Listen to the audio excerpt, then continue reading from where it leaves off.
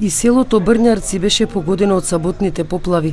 Апокалиптичната поплава ја преживеа и Бобан Спасовски, жител на селото, кој во моментот на поплавата поминувал покрај единствениот мост во селото.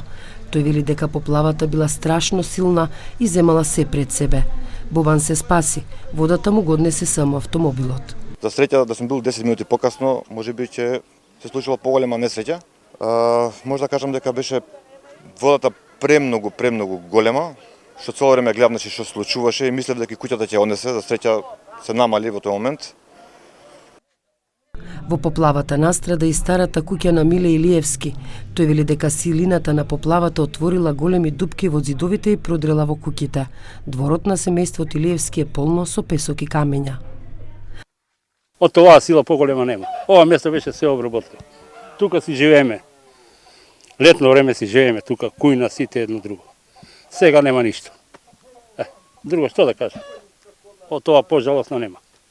Нема пожалосно. Потрес. Од тука цело поле е фатено преку мене пројдено. Во селото Брњарци на терен е излезена екипа за проценка на штетите. Велат дека најголеми штети има на водоводната мрежа и земјоделските култури.